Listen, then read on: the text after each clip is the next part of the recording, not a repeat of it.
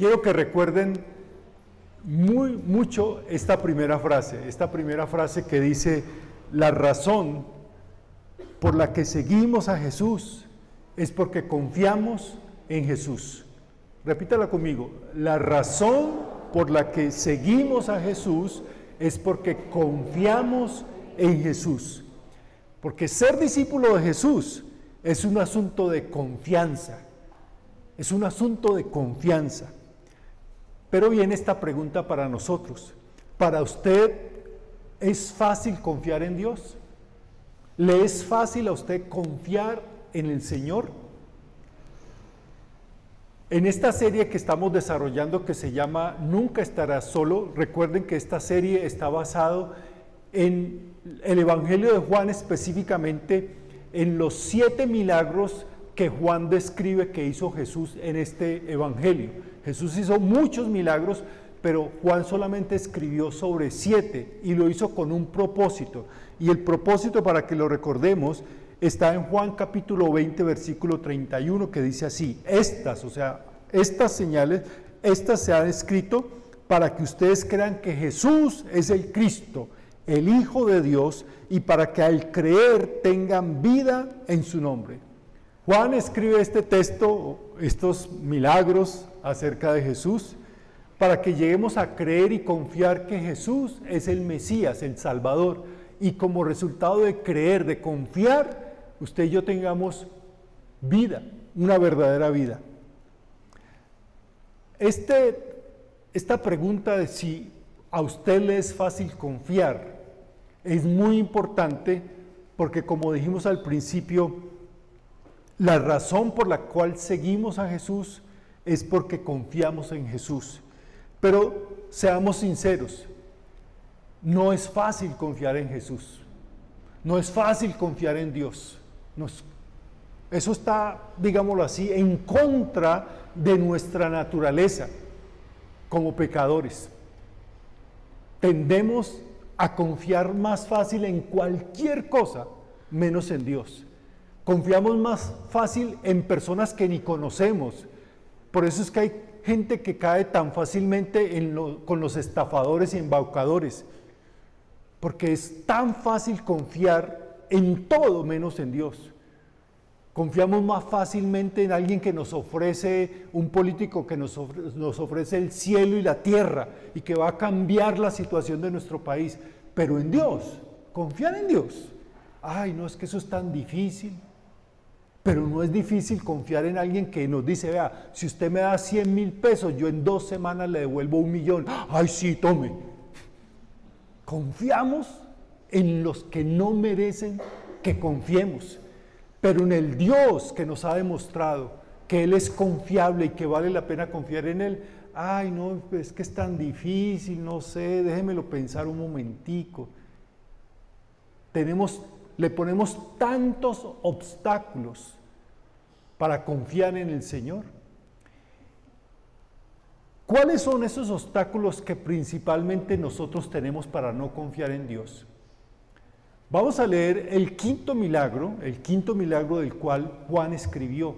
Está en Juan capítulo 6, versículos 16 al 21, para que descubramos a través de esta lectura bíblica, de esta historia, ¿por qué se nos hace tan difícil confiar en Dios? Juan capítulo 6, versículos 16 al 21, voy a leer en la Nueva Biblia Viviente, es una versión muy clara de entender. Nueva Biblia Viviente dice así: al anochecer, sus discípulos bajaron al lago, subieron a una barca y comenzaron a cruzar el lago rumbo a Cafarnaúm. Ya había oscurecido y Jesús todavía no regresaba. Soplaba un fuerte viento que levantó unas olas muy altas. Los discípulos habían remado unos 5 o 6 kilómetros cuando vieron que Jesús caminaba sobre el agua. Él venía hacia la barca y ellos se asustaron, pero Él les dijo: soy yo, no tengan miedo. Entonces lo recibieron con gusto en la barca y enseguida la barca llegó a la orilla a donde iba. Esta historia la conocemos, ¿verdad? Porque es un milagro que hasta los magos de hoy en día, los importantes tratan de imitar, de caminar sobre el agua, caminar sobre las aguas. Y yo he visto, no sé si ustedes lo han mirado en la televisión, en Discovery o en YouTube lo pueden ver, a ciertos magos que tratan de reproducir el milagro de Jesús caminando sobre el agua. Es muy chistoso porque siempre descubren cómo es que lo hacen, pero lo que más me llama la atención es que estos magos siempre caminan sobre aguas ¿qué? Tranquilas. Jesús caminó no sobre aguas tranquilas, sino sobre ¿qué? Aguas que estaban bien agitadas. Ahora, la primera razón, el primer obstáculo que usted y yo tenemos para no confiar en Dios es este, y lo vamos a descubrir poco a poco. Primero, tenemos una comprensión errada del sufrimiento humano. ¿Por qué nos cuesta a nosotros confiar en Dios? Porque tenemos una comprensión errada del sufrimiento humano. Miren, imagínense estar en una habitación, una persona que es un pirómano. ¿Saben qué es un pirómano, cierto? Una persona que le gusta el fuego, la candela.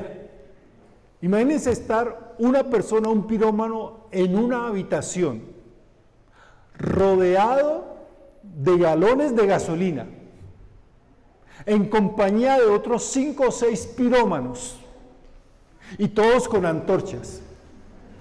¿Qué puede salir bien? Todo saldrá mal. Ahora piense esto: somos pecadores, rodeados de pecadores, en un mundo lleno de pecado. ¿Qué puede salir bien? O si lo quiere colocar en estos términos es: somos personas malas, en un mundo malo, rodeado de gente mala. ¿Qué puede salir bien? Por eso el sufrimiento es una realidad en nuestras vidas. ¿Por qué? Porque estamos en un mundo pecaminoso, porque somos pecadores, rodeados de gente pecadora. Obviamente el sufrimiento va a ser parte de nuestra vida. Ahora el Señor no lo planeó así. Dios no planeó que este mundo fuera así, ni que nosotros fuéramos así, pero este mundo está así por la decisión que tomamos nosotros, porque decidimos vivir a nuestra manera y no a la manera de Dios. Mire, ¿por qué los apóstoles estaban en ese lago, en ese barco? Se había puesto a pensar, ¿por qué ellos estaban allí? Y esta es la explicación, que no lo vemos allí en el Evangelio de Juan, pero sí cómo narra el Evangelio de Mateo esa misma historia. Miren cómo en Mateo capítulo 14, versículo 22, Mateo la narra. Dice: enseguida Jesús hizo que los discípulos subieran a la barca y se le adelantaran al otro lado. ¿Por qué los discípulos estaban en esa barca? Porque Jesús les había dicho.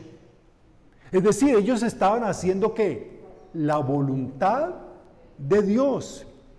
Mira, a nosotros nos cuesta confiar en Dios porque pensamos que el sufrimiento no nos va a llegar a nosotros, porque somos buenos cristianos y porque estamos haciendo la voluntad de Dios.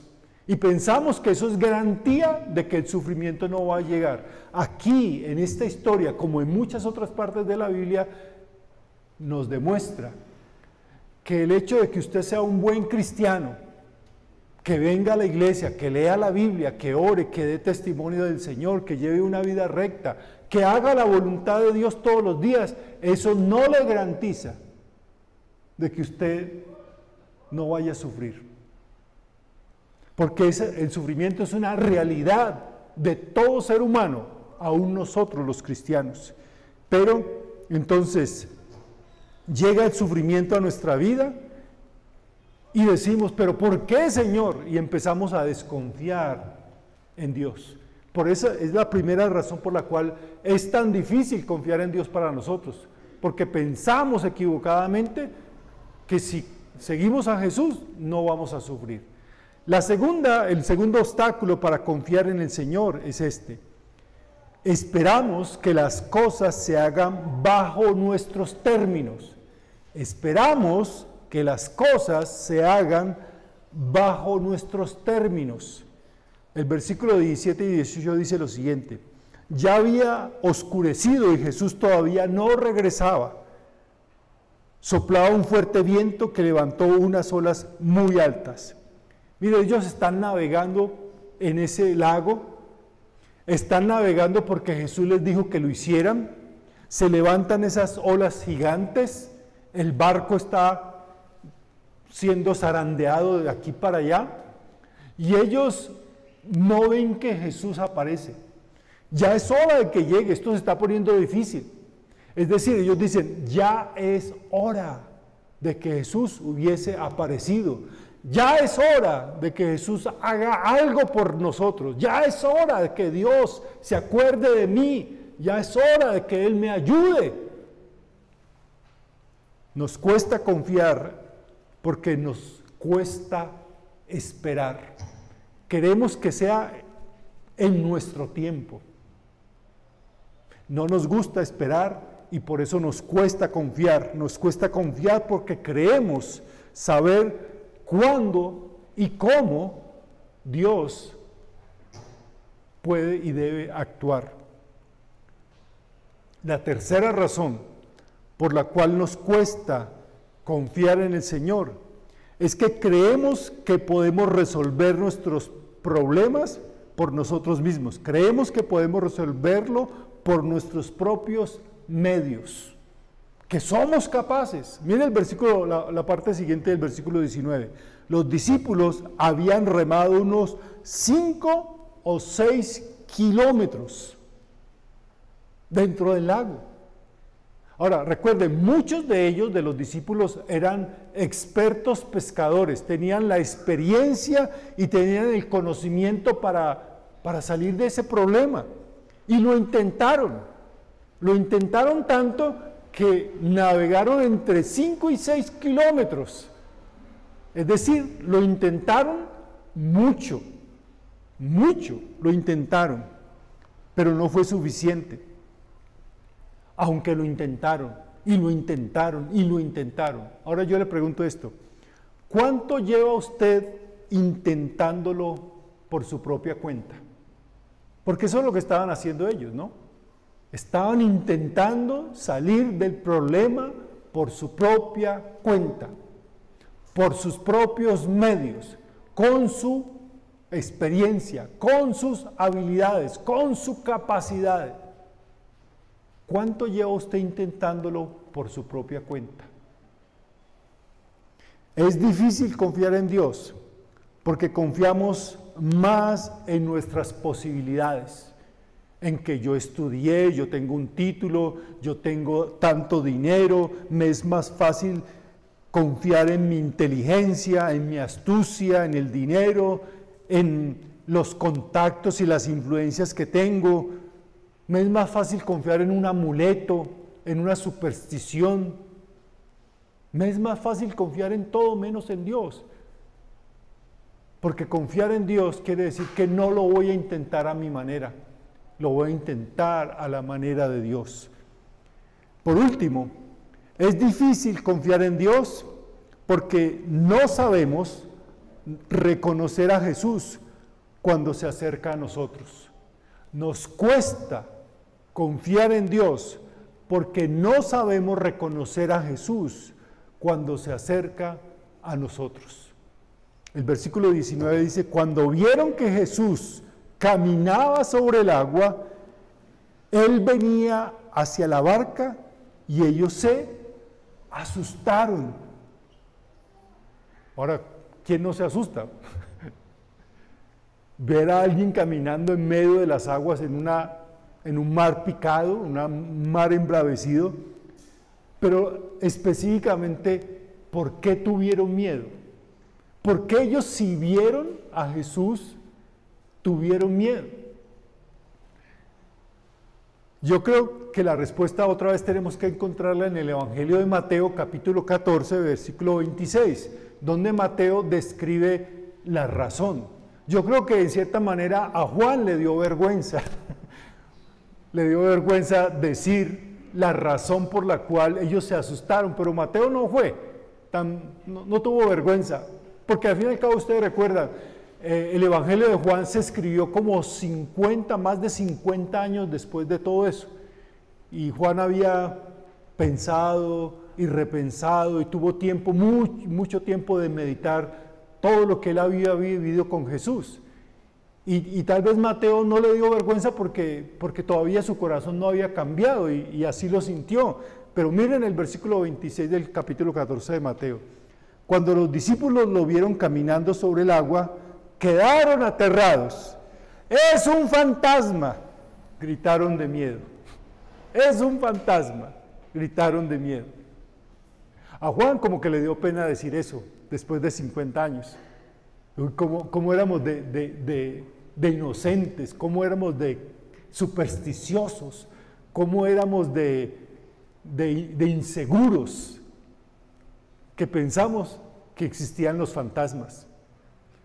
Bueno, yo siempre he dicho que no es el único, no son los únicos. Después de 2000 años y después de tener todo el testimonio de la Biblia y de todo lo que nos enseña en la Biblia, todavía hay muchos cristianos, incluidos los que estaban aquí, muchos, que creen en fantasmas, en brujas, en duendes, en espantos. ¿En qué más? Todo eso. Ay, pastor, pero es que yo he visto fantasmas. Ay, pastor, es que usted imagina lo que yo vi. Yo no niego que usted haya tenido una experiencia con algo. Lo que niego es que usted interprete esa experiencia de la manera que lo hace. Creo que Juan entendió después de 50 años que no tenía razón para pensar que era un fantasma. Ellos tuvieron miedo. No confiamos. Nos cuesta confiar en Dios porque no sabemos cómo y cuándo se acercará Jesús en esos momentos de aflicción y de dolor, de necesidad. ¿Quién esperaría que Jesús apareciera caminando sobre el agua? Caminando sobre el agua en medio de una tormenta.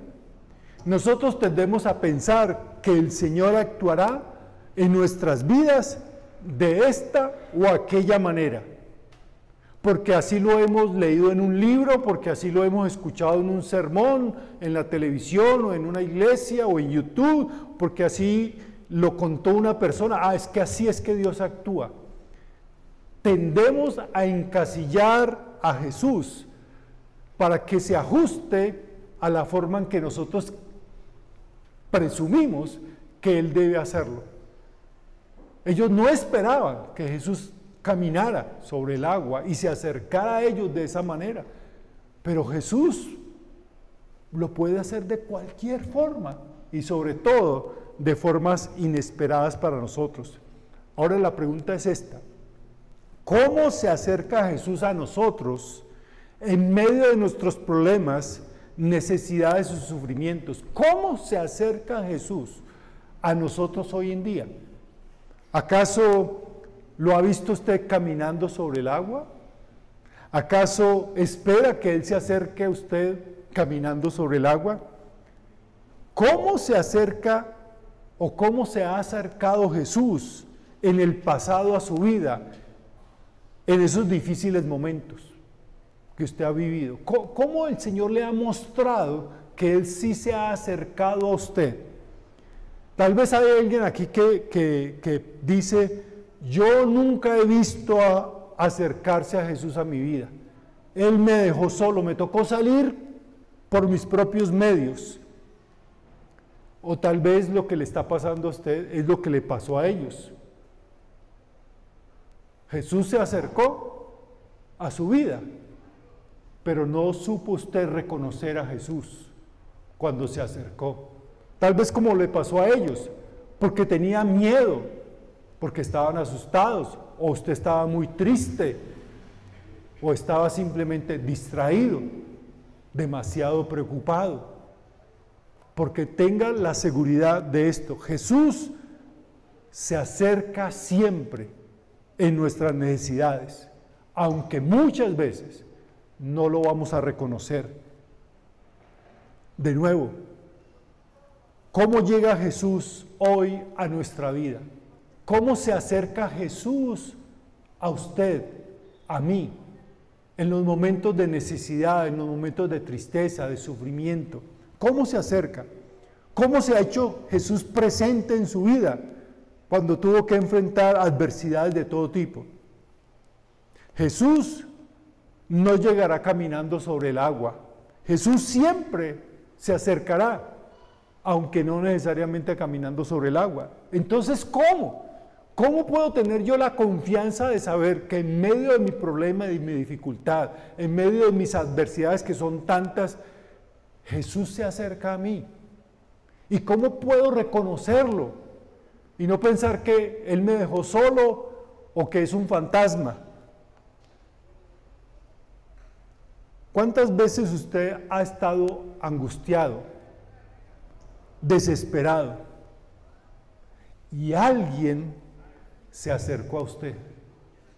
Alguien se acercó y le trajo consuelo, le trajo ayuda, le dio esperanza, le acompañó por lo menos. ¿Saben? Así se acerca Jesús a nuestras vidas. Tal vez no es una manera, caminando sobre las aguas, pero tendremos que aprender a descubrir a Jesús, acercándose en nuestras dificultades a través de otras personas. ¿Saben? La gran tragedia que nos ha dejado la pandemia no es que en el mundo hayan muerto ya 6 millones de personas de COVID. En Colombia casi 140.000 personas.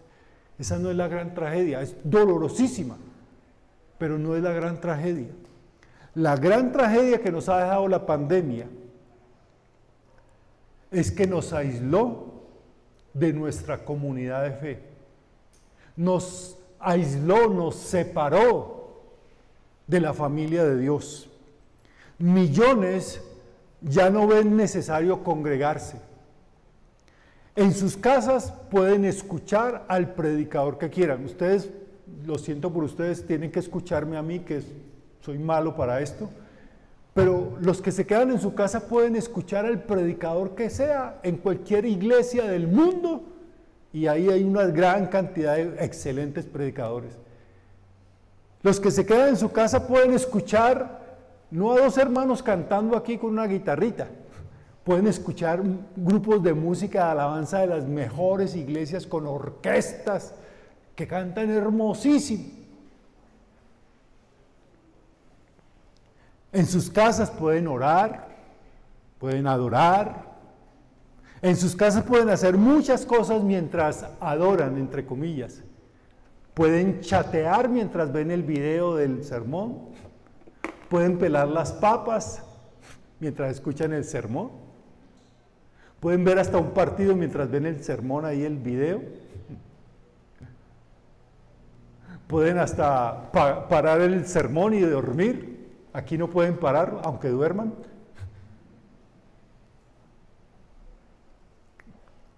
Es decir, la pandemia nos ha dejado con un cristianismo a la carta. Cristianismo de autoservicio. Cristianismo de supermercado, donde usted escoge solamente lo que le guste. Cristianismo fácil, cristianismo cómodo, sin tener que relacionarme, sin tener que servir, sin tener que ofrendar, sin necesidad de gastar tiempo saliendo de mi casa, levantarme temprano, sin necesidad de gastar combustible, sin necesidad de pagar pasajes. Es más fácil quedarse en la casa y prender el televisor o conectarme a YouTube y ver una celebración de cualquier iglesia en el mundo. Eso es el cristianismo que nos ha dejado la pandemia. Por eso hay tantas personas que se han desconectado de las congregaciones. Y no es solamente de esta iglesia, sino es un fenómeno a nivel mundial.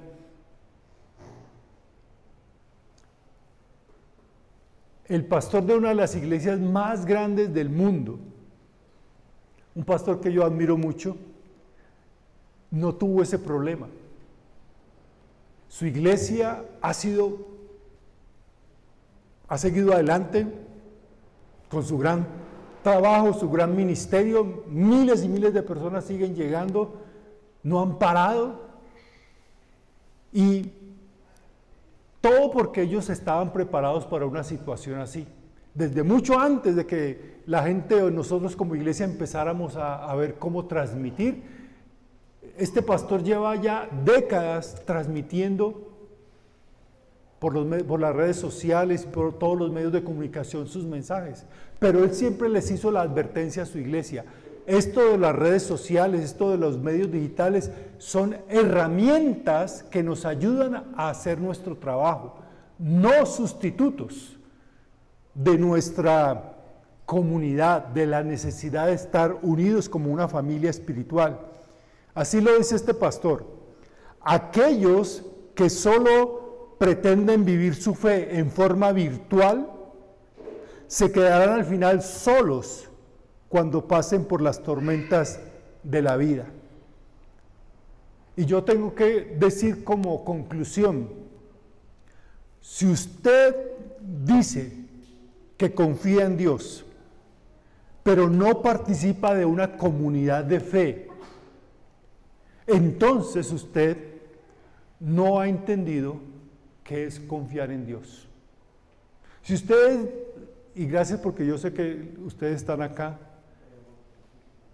si usted es una persona de esas que dice: no, yo prefiero quedarme en mi casa, ahorrarme tiempo, ahorrarme dinero, aquí en la casa puedo ver el sermón en la cama, no tengo que bañarme, puedo desayunar mientras veo el mensaje, y usted pierde conexión con la familia del Señor en forma presencial, y usted a pesar de eso dice que confía en el Señor, usted no ha entendido qué es confiar en el Señor.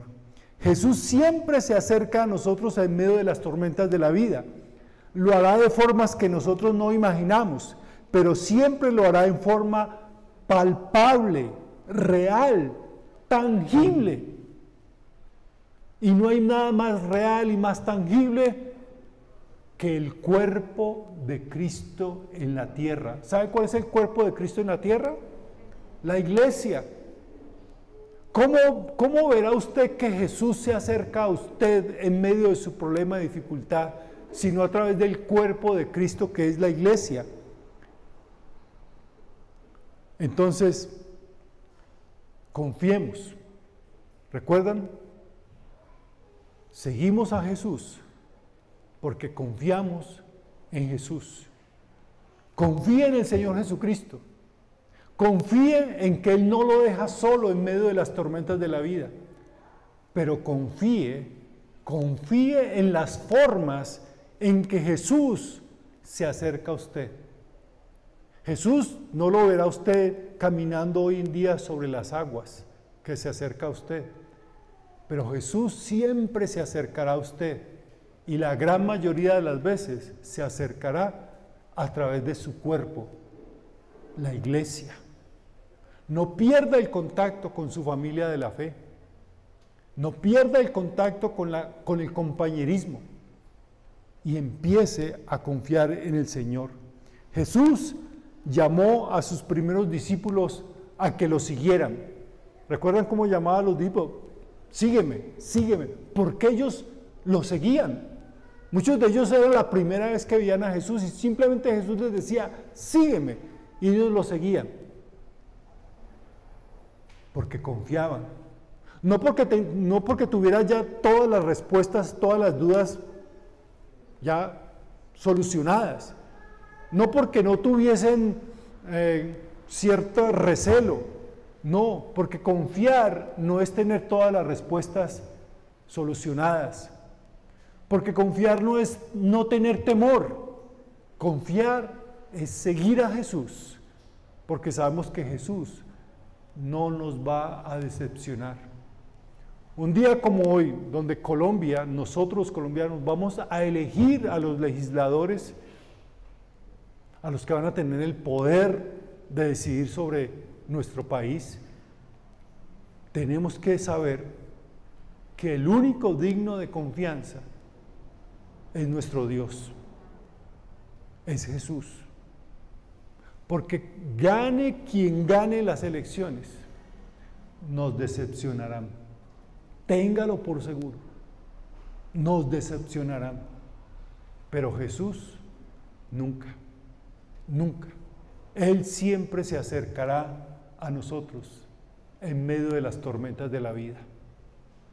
Dios nos conceda la gracia de reconocerlo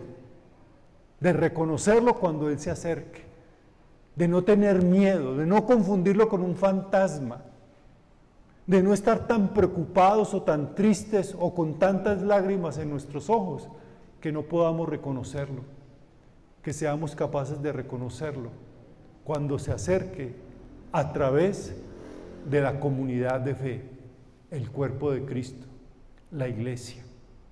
Puestos en pie, vamos a orar.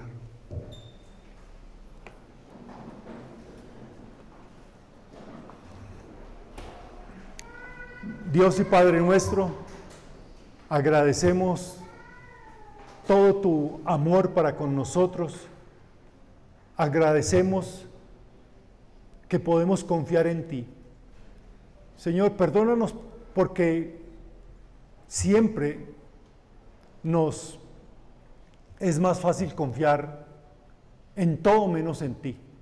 Perdónanos porque dudamos de ti, desconfiamos de ti, pero no dudamos ni desconfiamos de aquellos